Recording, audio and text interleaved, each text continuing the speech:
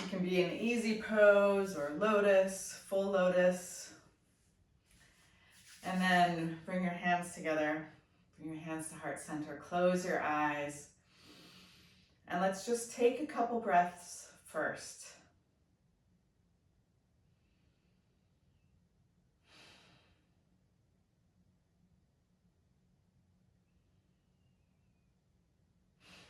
How often in the day do we actually pause and close our eyes and take some deep breaths?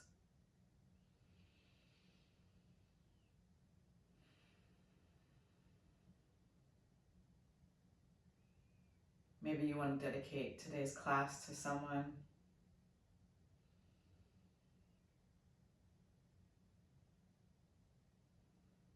Picture them healthy and happy and alive.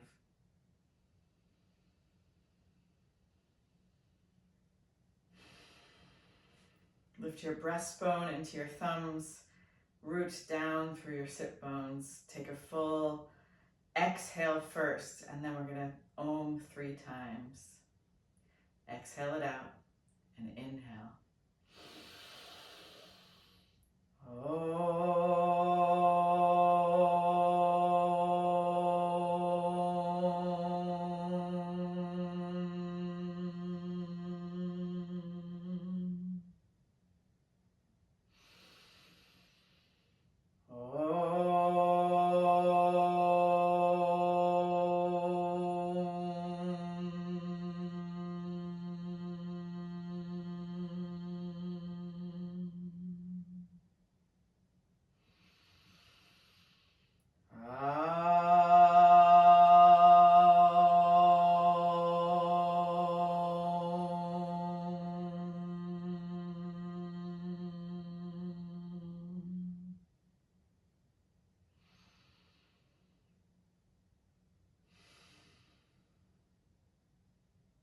Relax your hands down to your knees. Keep your eyes closed and turn your chin to the right.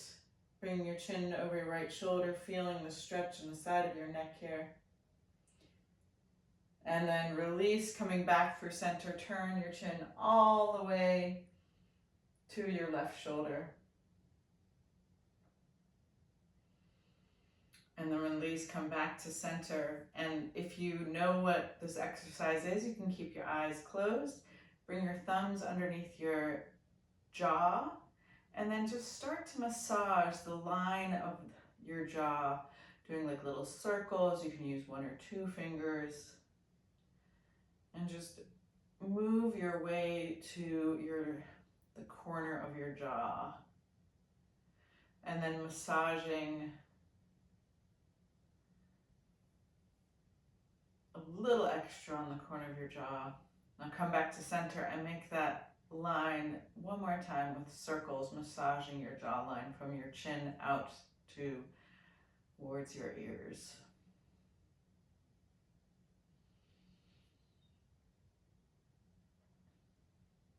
And then the third pass, bring your thumbs underneath your jawbone and then push into your jaw with your first knuckle on your index fingers.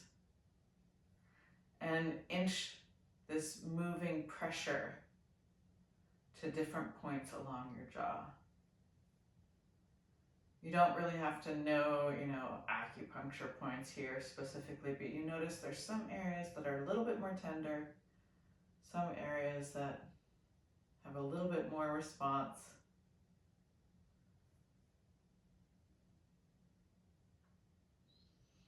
And then release your hands down, shake out your hands, and one more time, compare, did that make a difference to how it feels to turn your head? So take your chin all the way to the right.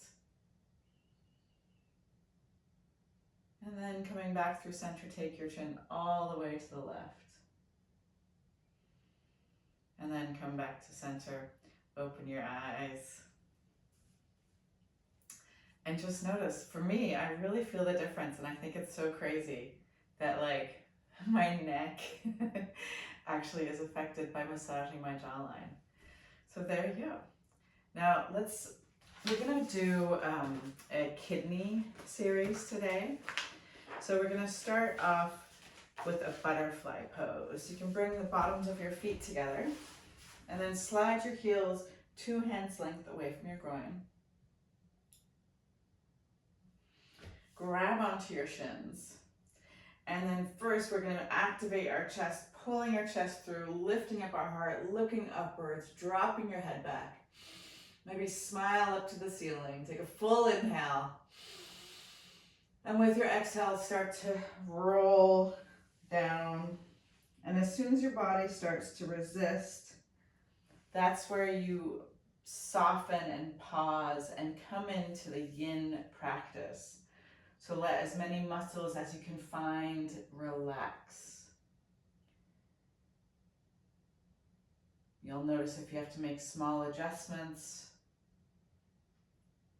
Some people, their chin is coming to their chest. Other people are putting their forehead onto their feet.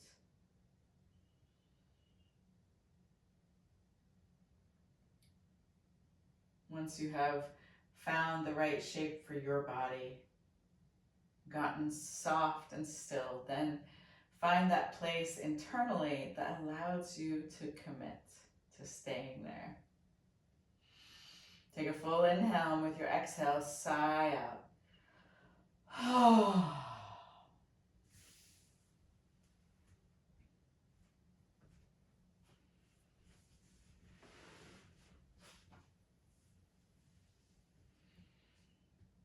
So we are about to have a full moon in Taurus, as we do in our Scorpio season. And I don't know how it's been for you where you live,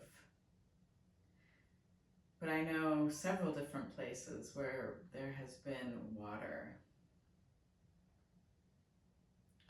Lots of water.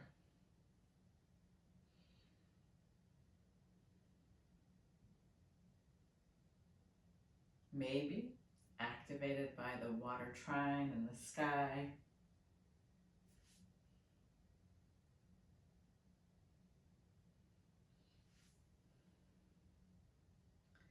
And it's going to shift a little bit because today Mars actually, one of the ones with the trine, water trine, Mars moves from the water sign of Scorpio into the fire sign of Sagittarius.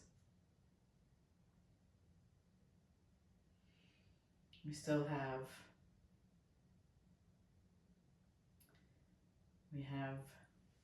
Jupiter in Cancer. We have Neptune and Saturn in Pisces.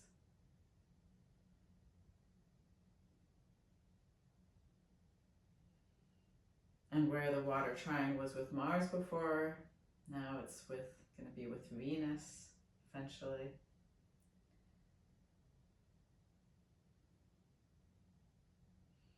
So this magnification of water.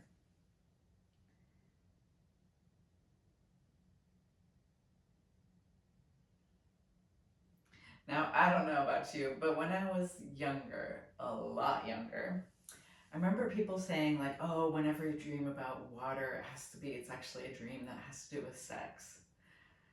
Well, that might be true. One of the old symbologies of descriptions of water or things living in water has actually much more to do with the spiritual world. And there's a natural connection because we understand how the world seems to echo things. So if you zoom way out away from Earth, or way down into the cellular magnification, there's a similarity there. So above, so below.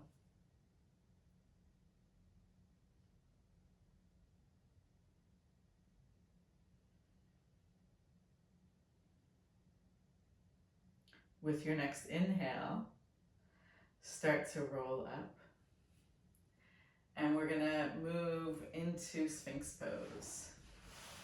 So you can cross your ankles and roll over your ankles and come into Sphinx.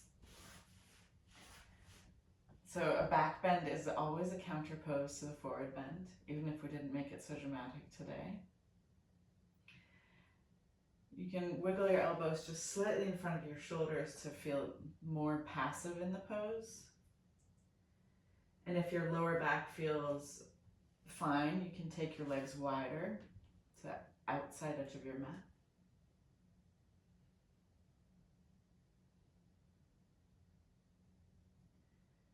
And for the next couple of breaths, just notice what it feels like to breathe in this shape today.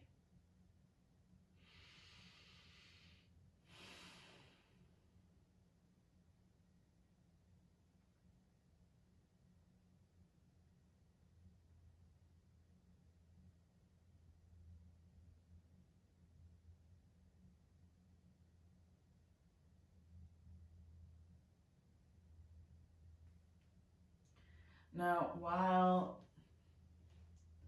this water grand trine has been acting, influencing us, we've also, the sun has moved into the Scorpio season. And this is an archetype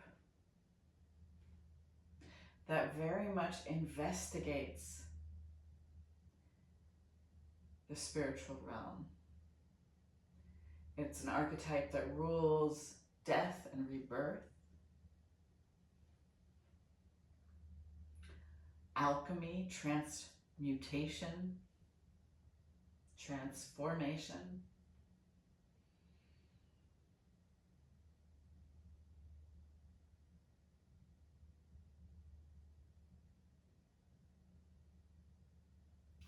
It is a sign that rules secrets,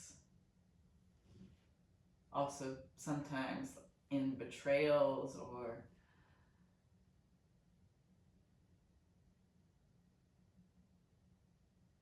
adverse ways, but also the mysteries.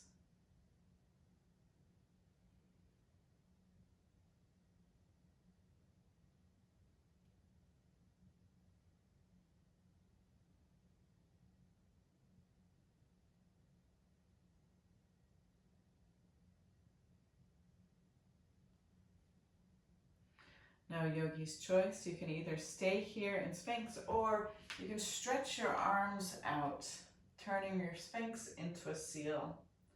That might be too extreme and you might need to find a little bit more middle ground just by sliding your hands a little further forward. Or if you're not interested in the middle ground and you want the high ground, you can slide your hands further back towards you so your back bend is deeper. Once you found the shape, use only the muscles you need to stay in the pose and feel what it feels like to breathe in that shape.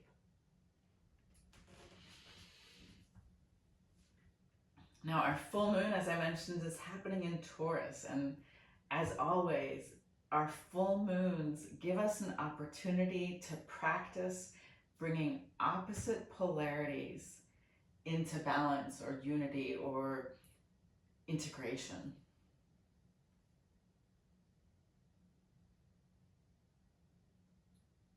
So while Scorpio is very connected to the depths, even the occult, plus sewer systems and lavatories,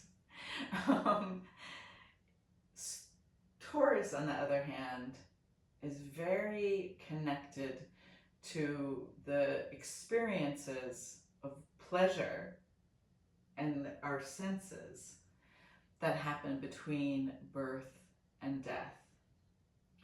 So it is ruled by Venus and Taurus is known to really indulge a sense. And so like good food and nice smells and comfortable beds and staying at rest rather than pushing and moving around.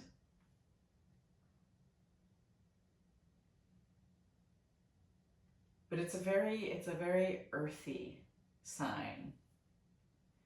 Now see if you can take 5 more full deep breaths here before you come down onto your belly out of the pose.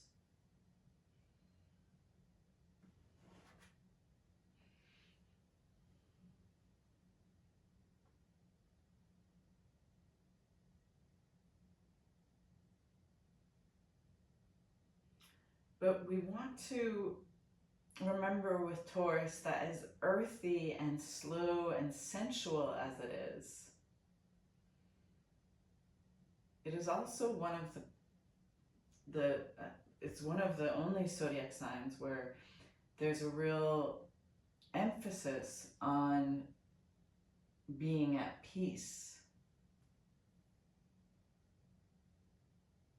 And the picture of Taurus is always this bull that's grazing, that's chewing its cud, that's, hanging out under one tree or something.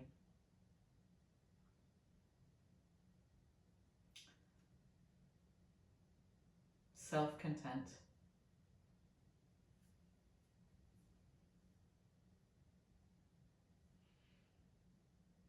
But that in that contentment and stillness, there's actually a deep contemplation.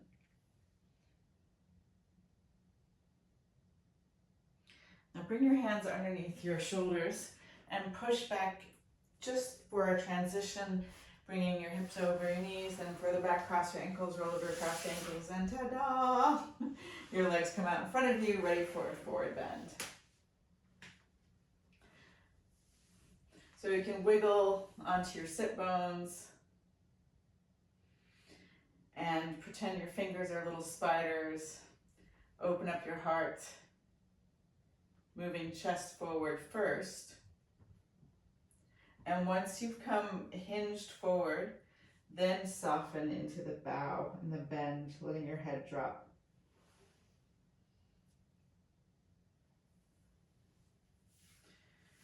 So Rudolf Steiner talks about how the function is of cow's horns and bull's horns.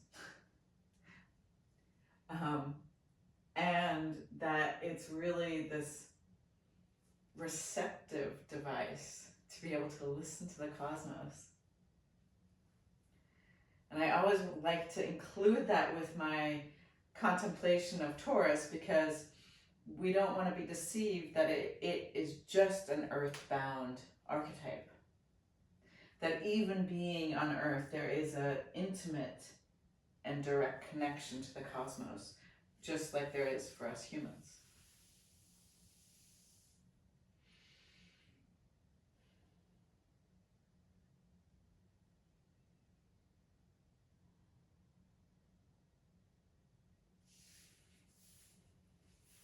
But I do feel that in this full moon in Taurus, we're getting an opportunity to look at the relationship between living within our senses, in our physical bodies, and being still deeply connected to the occult, to the mysteries, to the spiritual realm.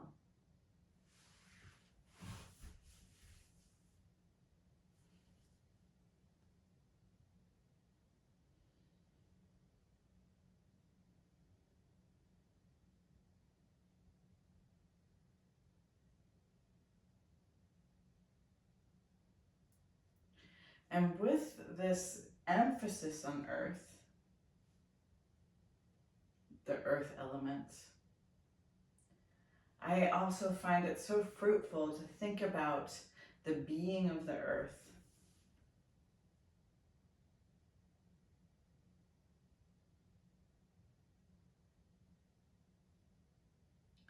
The place where we as human beings are intimately connected as we develop and evolve, so the earth develops and evolves. And vice versa.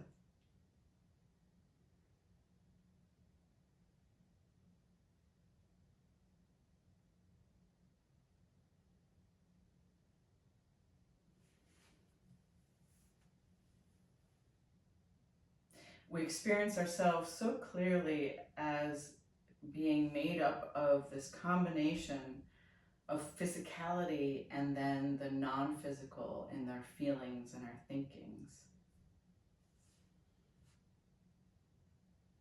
and our sense of who we are, our I, our self.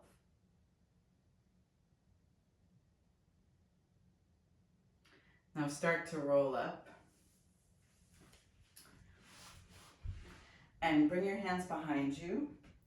And we're going to do a reverse tabletop. And we'll throw in a lion's pose just for fun. Lift up your hips. Let your head drop back. If that's painful, you can also keep your chin towards your chest. Then stick out your tongue. Take a full inhale. Look at your third eye with a whisper. Roar like a lion. And release. Bring your hips down. And I have to turn, but you don't have to. Just stretch your legs straight out. And we're moving into a wide forward bend, so dragonfly. Coming forward first with a neutral spine, so you really feel that you're rolling your hips, rolling your pelvis, I guess it would be, and then seeing if you can come down onto your forearms or your chest. Make the small adjustments that make you feel more peaceful in the pose, honoring our bull, our peaceful bull. And then see how it feels to breathe in this shape today.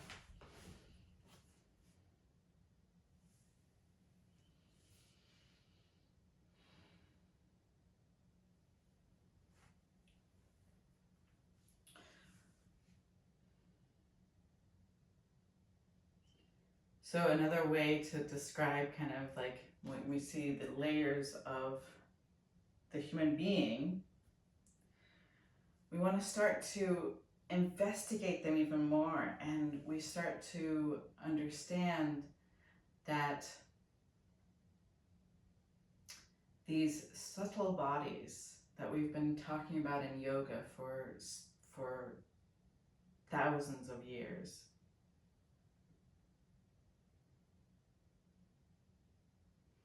are actually also connected to what different cosmologies have described as the subtle beings, or the angels, the hierarchies, or the different gods, or the devas.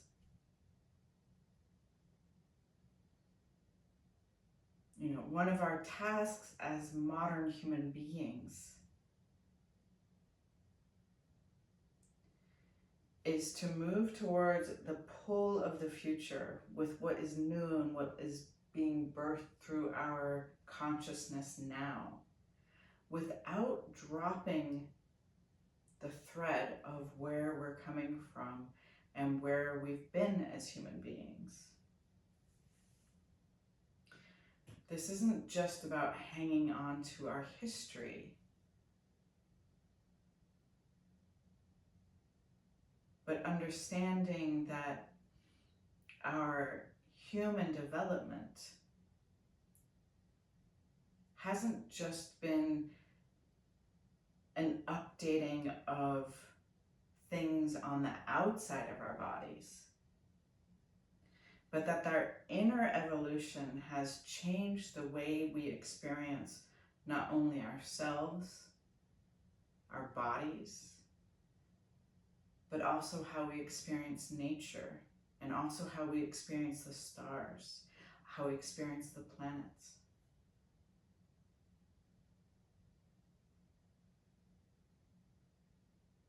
We may read in some books that human beings used to be more clairvoyant than they are now.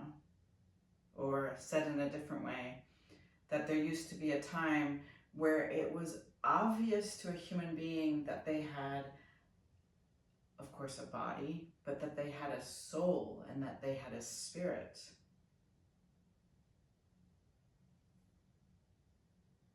If it was obvious to them, obviously their experience of the world must have been drastically different than our experience is now.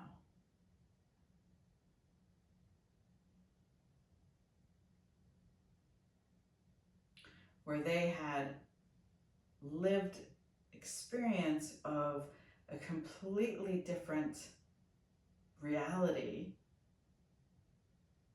or we could say they had a different experience of the different dimensions or layers than we do now.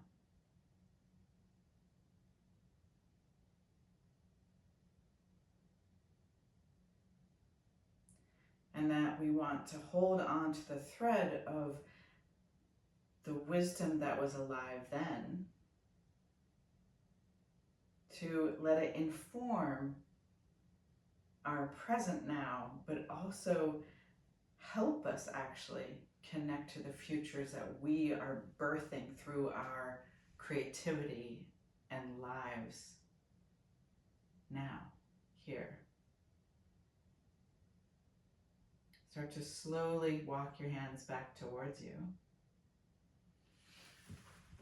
You might have to gather your legs up and then give yourself a hug and drop your chin to your chest, pulling your head towards your knees.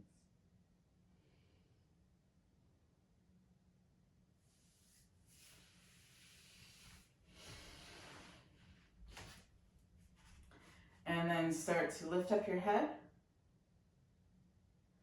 and roll onto your sits bones. And maybe stretch your legs out and just play with the little boat here for a moment. Oh, don't sink your boat. So keep your heart lifted. It's like your heart is the sail that can catch the wind. And then very slowly lower down towards a low boat. And then bend your knees, bring your knees to your chest, lift up high boat. And then hug your knees in and roll back. Now, stretch your arms out, and it's yogi's choice. You can either have both your knees together like this, or you can bring your right knee over your left knee. You can even touch the floor with your left toes, slide your hips to the right, and then everybody drop your knees to the left. Lovely. Take a full inhale, sigh out your exhale.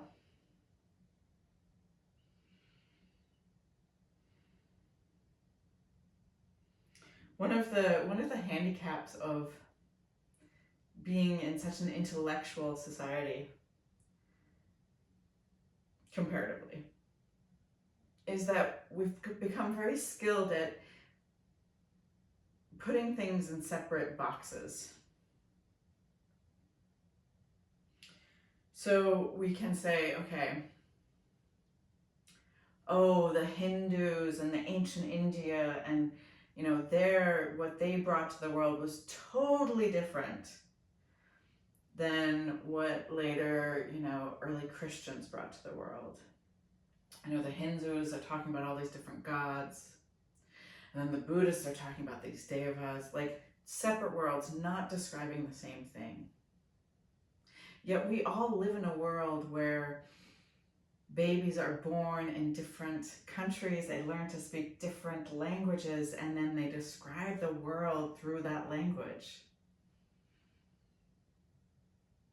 But nobody is pretending like a tree is dramatically different if you call it by its Japanese name, or if it's, in India, than if it's in the US or Sweden. We all understand there's a certain continuity of reality. Oh, but before, when in ancient peoples, their realities they were totally different. See, that doesn't even make sense.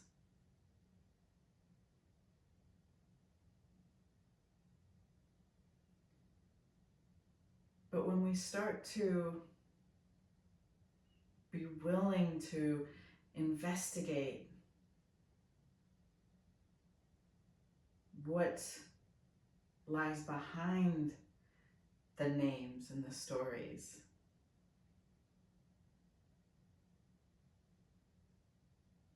We start to touch into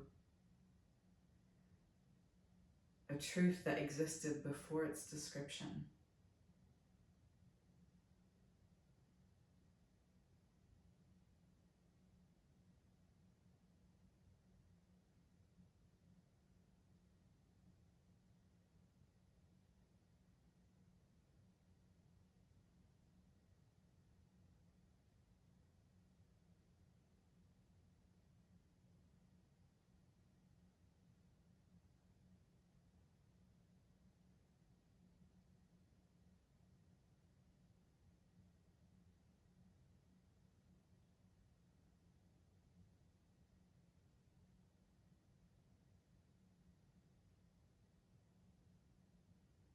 You know, I can't remember the year exactly it was, but in the Catholic Church, as the church evolved, there was a moment where they decided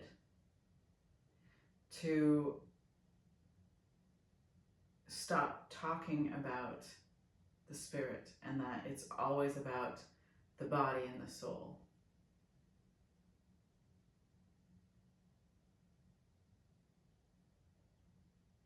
So in a way, they actually conflated these terms, made it less clear what is what.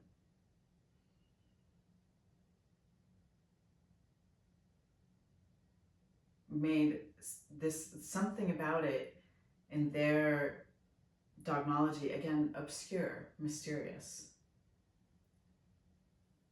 But it doesn't change the actual anatomy of our subtle bodies. Like, what if I just decided one day, I'm going to stop talking about left arms. I'm going to pretend like everybody just has one right arm.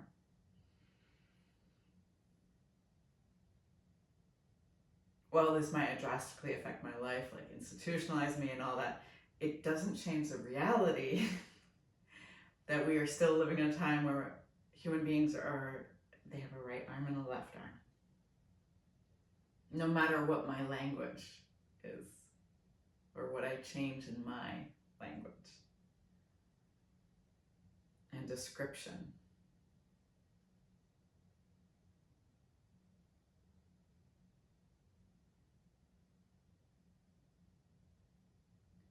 Take 3 more full deep breaths here.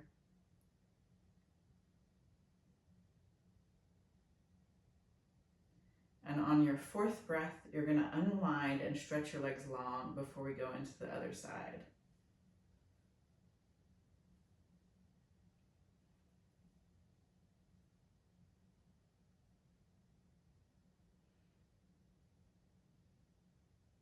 Just lying for a moment, prone. And hug your knees up to your chest. Just roll back and forth, massaging your lower back, side to side, up and down, stimulating your kidney area. And then relaxing onto your back, hug your knees to your chest. Again, yogi's choice. You can either keep your knees together and just drop both your knees to the left, or you can do twisted root, bringing your left knee over your right knee. You can even give yourself more space by shifting your hips more to the left before you come into the twist. Take a full inhale. Exhale, sigh it out.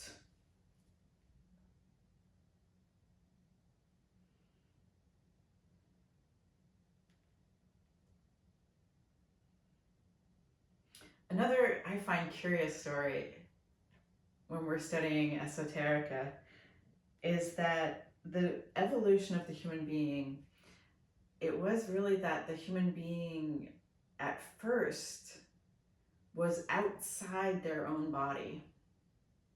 I know, pretty wild and crazy.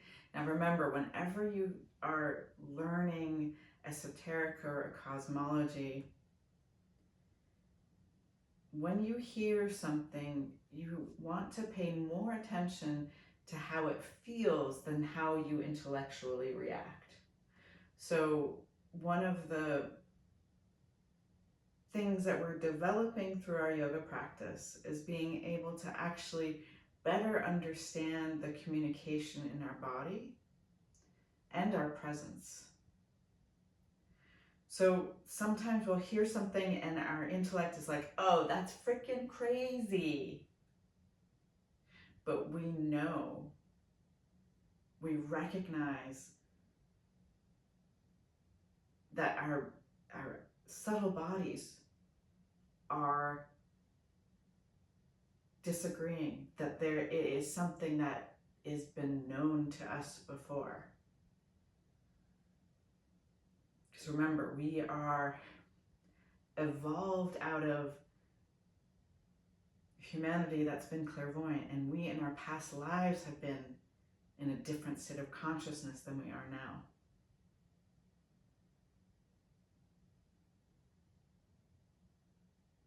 These ideas are not completely foreign to us, even if they're new for us in this lifetime.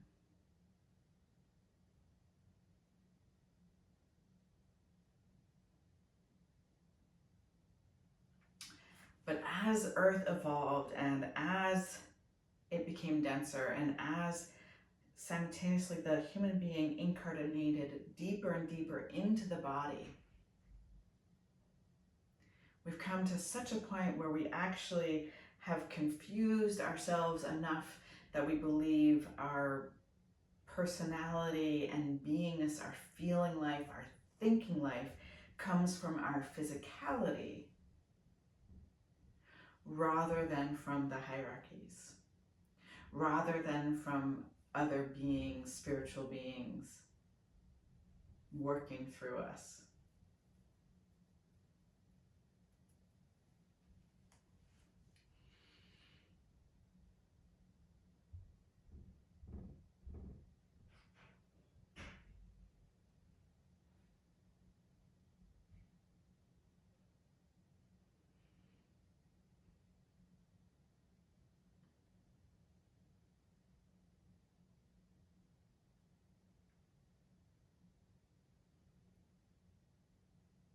One of the shifts that we've seen in the past couple of years is that Pluto has moved into Aquarius. And one of the delightful things about Aquarius archetype is that it rules the collective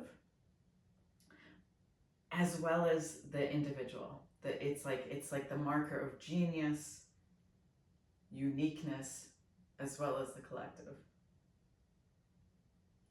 But we want to start to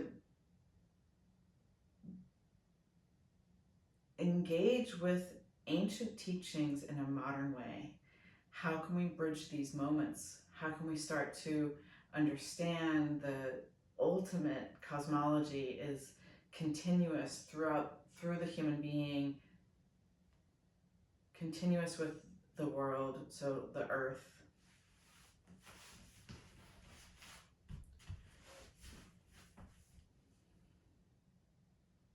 That our earthly beingness has a lot to do with the cosmos and with the heavens and with the spiritual world. Take another inhale, and with your exhale, roll out of your twist, stretching your legs long.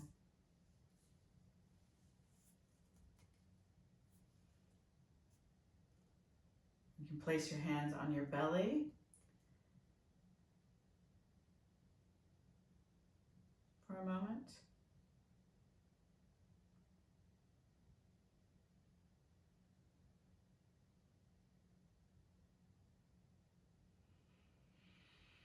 And then lift both your legs up for stirrup pose before we settle into Shavasana. So you grab on the insides of your feet, you bring your knees lined up to reach them down, pull them down towards your armpits. Feel the stretch here.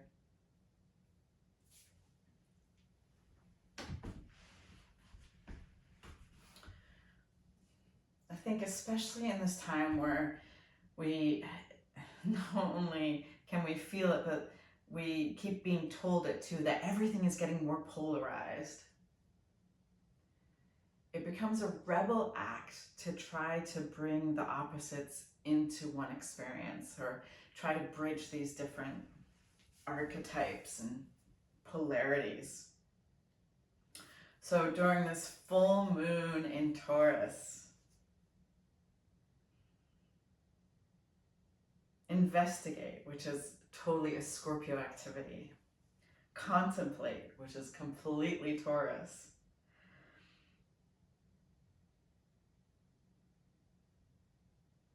This overlapping of our subtle bodies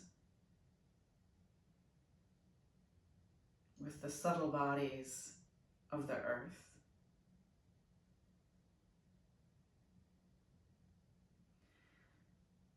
With the hierarchies, with spiritual beings.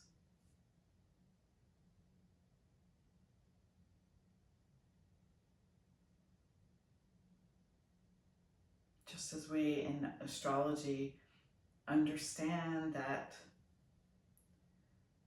these planets bring archetypes alive in us, have functionality processes in us that they're closely and intimately connected to.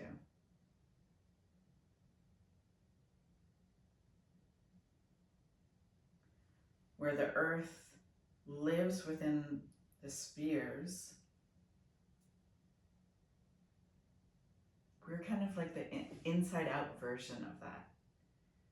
Where in our earthly body, in our inner life, we're able to connect to the whole outer cosmos. Now hug your knees in, maybe lift up your face and kiss your knees, thank you. And then stretch your heavenly body out on earth, ready for Shavasana.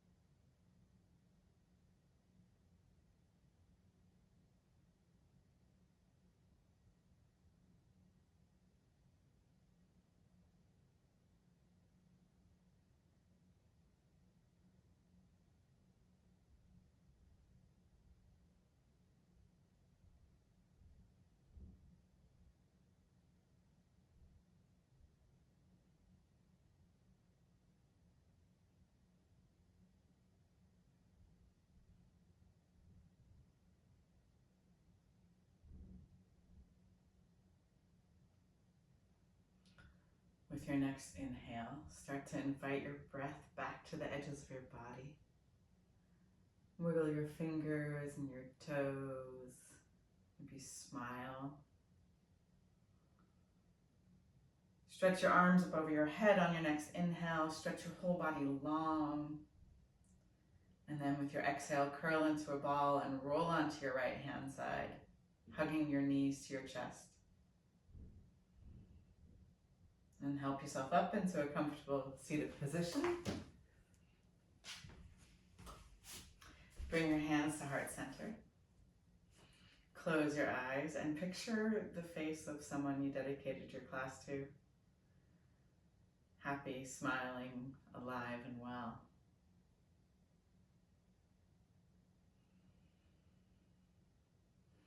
Empty your breath and take a deep inhale for 1 Om.